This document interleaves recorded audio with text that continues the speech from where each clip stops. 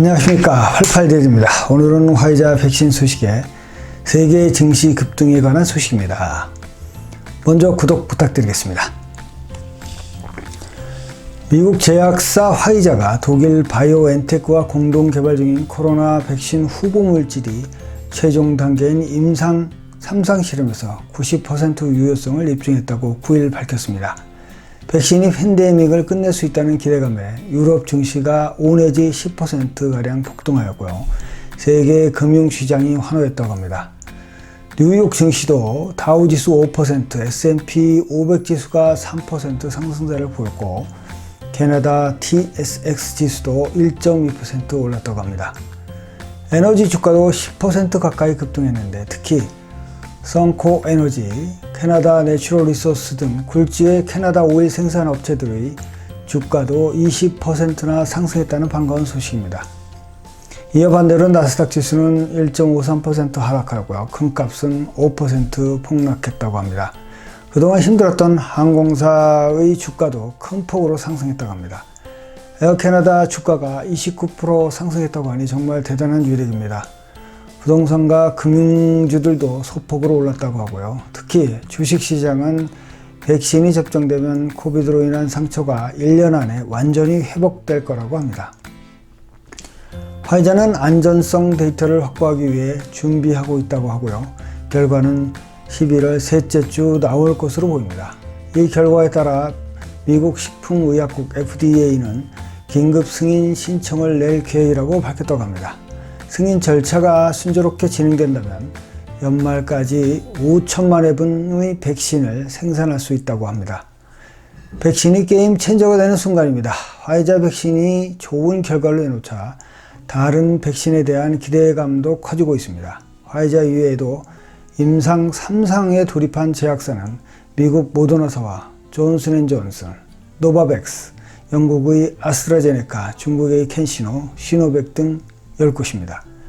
이 제약사들도 연말 전후로 중간 결과를 내놓을 것을 목표로 하고 있습니다. 대규모 접종으로 이어지기까지는 넘어야 할 산이 많은데 먼저 대량 생산 가능 여부입니다. 화이자는 내년 말까지 생산 목표로 잡은 13억 회분, 이것이 1회 접종분인데요. 6억 5천만 명분으로 세계 인구 77억 명의 8.4%에 부과하다는 것입니다. 여기에 문제는 초저온 콜드체인 유지입니다. 미국의 블룸버그 인텔리전스는 9일 보고서에서 화이자의 백신 후보 물질은 영하 70도에서 5일 정도, 모더나사는 영하 20도에서 7일 정도 보관할 수 있다고 합니다. 세계 각국이 이런 초저온에서 백신을 운송해 본 경험이 없다는 게 문제입니다.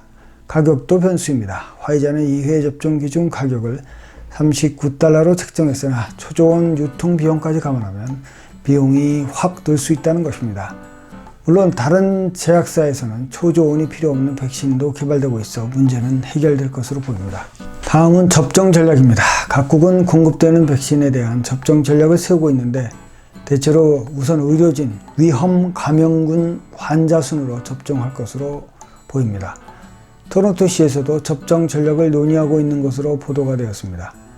보통 백신 개발의 3상 실험이 끝나면 대량 생산이 가능하도록 증명하는 과정을 거친다고 합니다. 현재 이 과정이 동시에 진행되고 있으며 생산 규모가 한정적이라 대량 생산까지는 시간이 꽤 소요될 것이라고 보여집니다.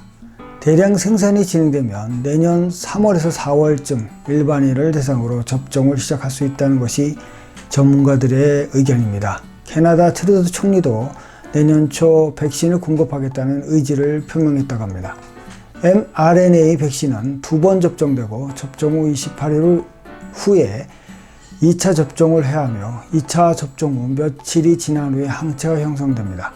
이 항체는 실제 코로나에 감염되었다 회복된 환자보다 4배 높은 항체가 형성되는 것으로 보도가 되었고 항체는 6개월 정도 유지되는 것으로 보고되어 왔습니다. 항체 유지 기간은 백신 개발 기간이 짧아 좀 더 검증이 필요한 것으로 보입니다.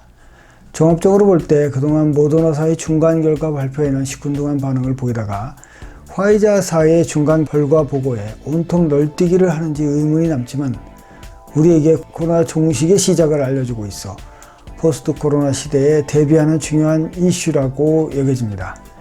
이제는 긍정적인 접근이 더 유리한 시점으로 보여집니다. 저평가된 주식, 부동산에 관심을 가지고 투자 행보를 과감하게 가지고 가야 할 시점이 아닌가 싶습니다. 실제 며칠 전 에어 캐나다 주식에 대해 젊은 세대들과 최대 투자처라는 이야기를 나누었는데 실제 29%가 올랐다고 하니 아차 싶었습니다. 요즘 젊은이들은 단독주택에 대해서 관심이 많습니다만 입주한 지 5년 미만의 저렴한 리세일 콘도나 자금력이 부족하다면 현재 분양되는 콘도 중에 저렴한 매물에 관심을 가져야 할 때인 것 같습니다. 비즈니스 오너분들은 코로나 사태로 짓눌려 있는 비즈니스에 순풍이 돌도록 준비하는 시간을 가져야 할 것으로 보입니다.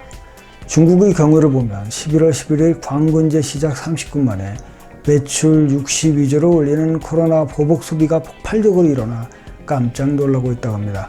11월 29일 블랙 프라이데이에는 얼마나 폭발할까요? 기대가 됩니다. 아마 빠르면 유럽에서 먼저 백신 접종이 시작될 것 같은데요.